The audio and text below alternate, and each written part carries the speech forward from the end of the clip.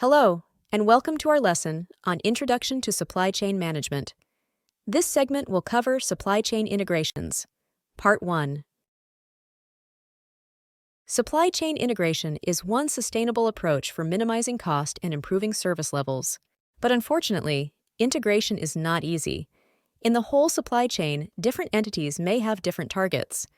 For example, suppliers want manufacturers to commit themselves to buy large quantities with stable volumes and flexible delivery dates. But most producers want to implement long-run production.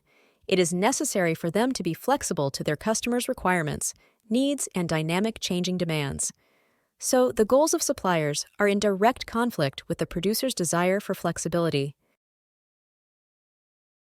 Certainly, as decisions of manufacturing are typically made without exact information of customer demand, the manufacturer's capability of meeting supply and demand are mostly dependent on their ability to change volume of supply when information on demand arrives. Likewise, the objectives of producers making large batches of production typically conflict with the goal of distribution counters and warehouses to minimize inventory. Finally, this latter objective of minimizing inventory levels typically suggests higher transportation costs. Awad and Nassar, 2010b, further argued that the challenges associated with supply chain integration could be described from three perspectives such as technical perspective, managerial perspective, and relationship perspective. The strategic view of the business challenges associated with supply chain integration, and these challenges were never presented before so prominently in any other research paper or article. This fact weakens the claim that supply chain integration leaded to better business performance, because how one could argue on the positive impact of supply chain integration on business performance if they do not know about the challenges associated with it? This identifies an opportunity to researchers to explore these challenges more. Karkanen and Alariscu, 2003, argued that each organization had an organizational culture that defined its values, mission, structure, and strategy. Organizational culture was unique for every organization. The most difficult challenge that confronts the corporations is the culture in change, because culture defines the relationships within an organization, such as relationships among suppliers, customers, employees, and other stakeholders. Therefore, an organization might need a cultural change to integrate its supply chain strategy with another organization. Cultural change is not an easy task, as it changes everything such as values, mission, structure, strategy, and relationships, and it's the biggest challenge faced by organizations while integrating their supply chains. Awad and Nassar, 2010b, argued that world markets were moving towards globalization and commoditization. Therefore, different challenges were raised by these factors as it became difficult for organizations to cut costs and integrate their business processes internationally.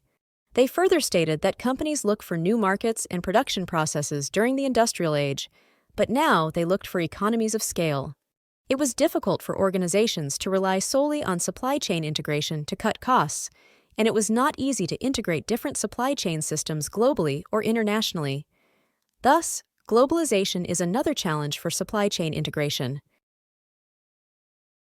Awad and Nassar, 2010b, argued that there was a need to coordinate business processes in such a way that they should improve performance and service. They further exclaimed that the modern e-commerce practices had enabled the organizations to link their internal processes with those of external stakeholders.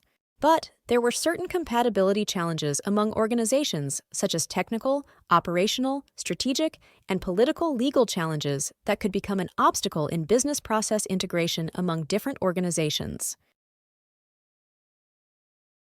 Awad and Nassar, 2010b, described that integration of supply chain sometimes required outsourcing of certain activities that would involve uncertainty and risk, such as revelation of trade secrets and performance breakdowns.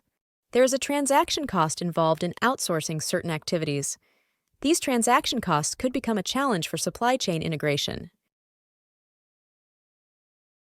McDermott and Chan, 1996, argued that strategy and planning itself became a challenge for supply chain integration among different organizations.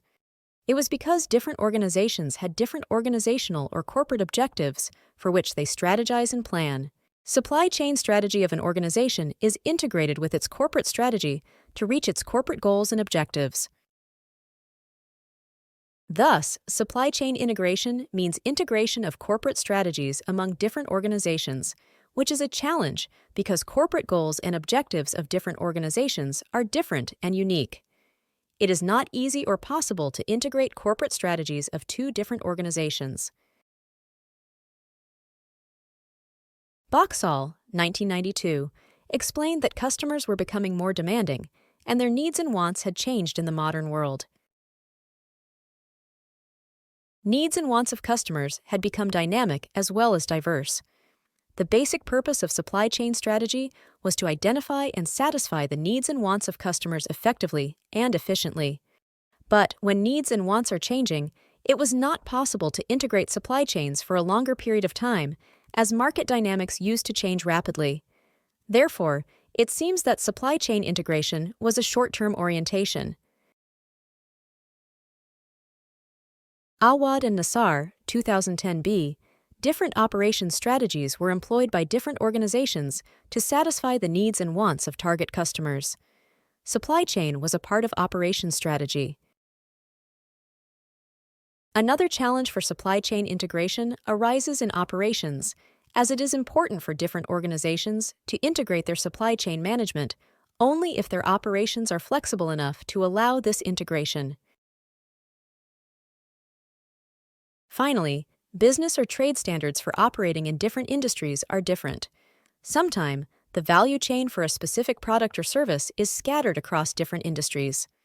Therefore, in such case, it becomes difficult to integrate supply chains because of the difference in industry or business standards. This is the end of this segment of our lesson. In the next segment, we shall discuss Supply Chain Integrations Part 2. This course is presented to you by South Europe College. Thank you for listening, and see you on our next segment.